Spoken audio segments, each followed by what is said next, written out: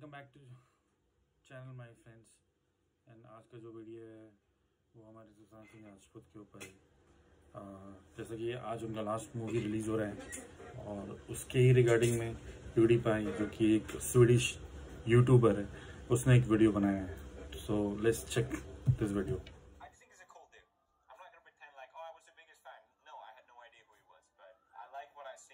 Now, for those of you who don't know, he was a big actor. He was in movies like Detective Byomkeshi Bakshi. You ever seen that one? He was big in India, in Bollywood, basically. He got a nomination for Best Actor, and he's been in commercially successful films like Kedarna and Chichore. Yeah. His acting is cool enough, alright? But I think what is more impressive about him is the fact that he's actually really smart.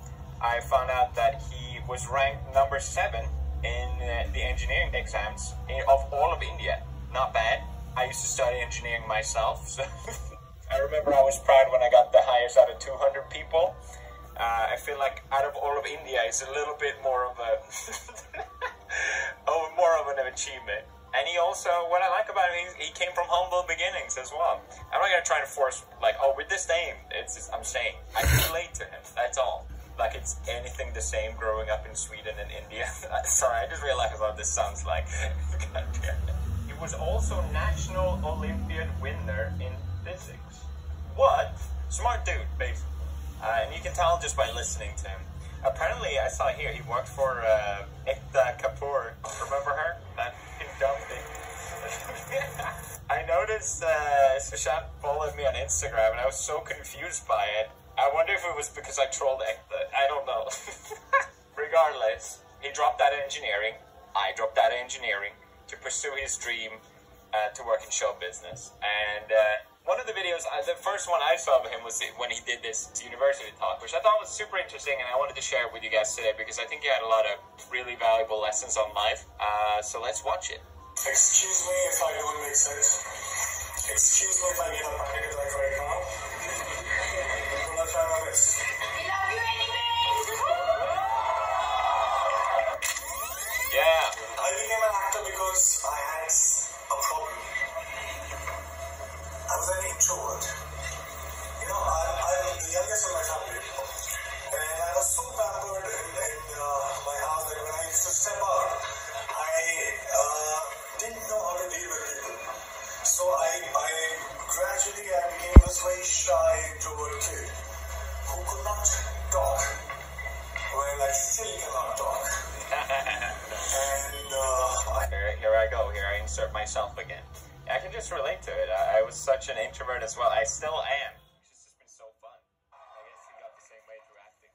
but I would love to share my journey with you, my learnings, and in case you decide to drop out and join me in Bollywood, it will come very handy.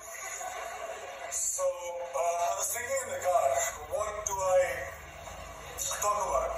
Wait, this guy wrote the script for what he was going to speak to a university on the car on the way there? That's impossible. But after deep thinking, I zeroed down into 2 things that I can actually discuss about. These 2 things talk about chasing your dreams and actually living your dreams, which unfortunately nobody mentioned to me when I was starting out. That's funny, because I had the absolute opposite advice given to me. People were like, follow your dreams. Pick what you want. And I'm like, nah, I'm going to pick the job I hate because money. So those 2 things are the biggest lie and the only truth about success that I was told about. I don't remember what he said, but I'll tell you what I think, is that success has way more importance. I know it's easy for me to say this, but I think people put way too much importance on success itself. If you're having fun with what you're doing, then you're already successful and you can sustain yourself. Anything beyond that is just unnecessary, I think at least. Money plus recognition is equal to happiness, is equal to success. Was that the lie? Because I totally agree. I feel like it's such a broken record because I think I've said this so many times, and every time I say it, everyone gets so mad, and I get it. Everyone's situation is different, but it is a general assumption in society that these things will lead to happiness. I'll just be extra clear when I say this. Obviously, if you can't afford to pay your rent and all these things, yeah, it will help you. You will get happier if you get it. But I'm speaking money in excess, money in its multitude, what people dream about. People imagine, what would it be like if I had so much money, like millions? What would I do? That'd be crazy. You know, people love to fantasize about these things. That's why the lottery exists. And people like to fantasize what it would mean to be recognized or someone of notoriety. And we generally see Hollywood stars shiny and smiley and all that stuff when it has absolutely nothing to do with your happiness. I think so, at least. Obviously, people react differently to different things, but they are literally things that are just like anything else. After a while, they're not going to be as appealing anymore. They're just sensational pleasures, essentially. They'll fleet away. So let me begin by mentioning that I come from a very middle-class family. And when I was growing up, money was a big differentiator in my life. Same for me, because my parents were so successful. They made a lot of money, but and I always felt like, oh God, I need to live up to their standards. I need to get a job just so I can be like them. I know, like, boohoo me, right? I'm just saying there was a lot of pressure to perform well in that regard. And it wasn't until I decided, you know what, I'm just going to go on my own path where I actually found a lot more of it. Ironically. Three generations of my family that I know of that are documented, nobody knew what fame felt like. So basically, both money and recognition were missing when I started out. So I already started out as a failure. Let me be very precise. My family told me that I had to become an engineer. I've heard that one as well. But I got some hope for my sisters. Once I'm an engineer, then I can, try civil services examination, and then probably, that will be like opening the doors for all kind of happiness. And I'll be forever successful. I'll be forever happy. This is the condition that I experienced when I was growing up. Alright, fair enough. Sweden or India, it's the same apparently. That's so funny. That's Okay, crazy. so I became very good at studies. Did fairly well in my board exams. And then off I went to Delhi for my +2, got myself enrolled in a nice school. And Vidyavardhan and Fiji and half a dozen of other coaching institutes. And I used to share my room with 3 other similar aspirants. What it meant was, every day after finishing my assignments, school assignments, and preparing for my engineering entrance exam, I had to wash my clothes and I had to cook food for myself. But I wasn't complaining.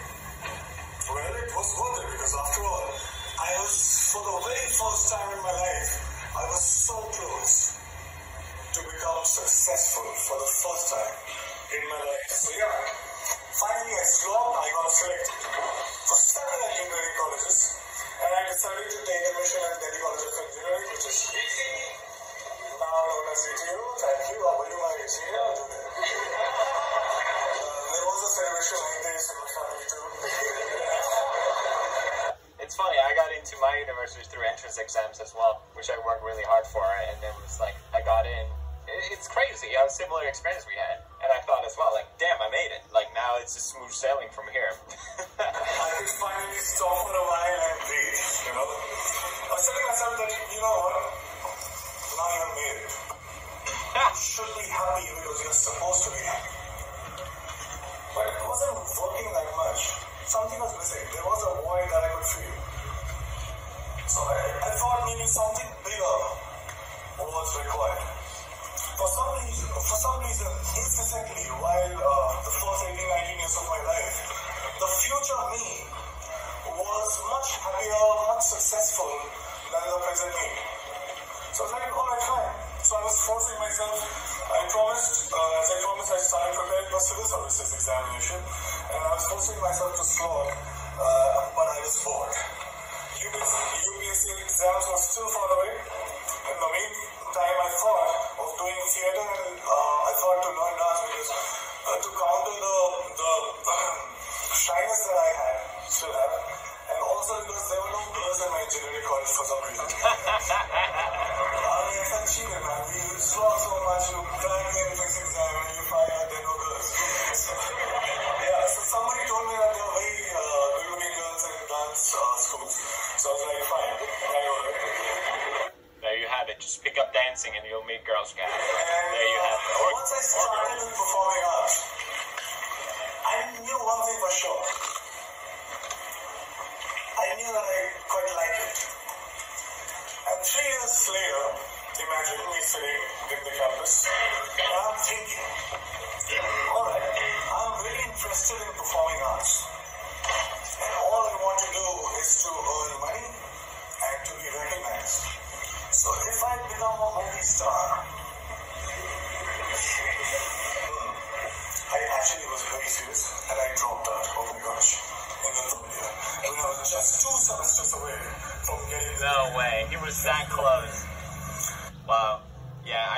way sooner. Because obviously, yeah, I found YouTube and I was enjoying that so much more that didn't feel like I lost to drop out.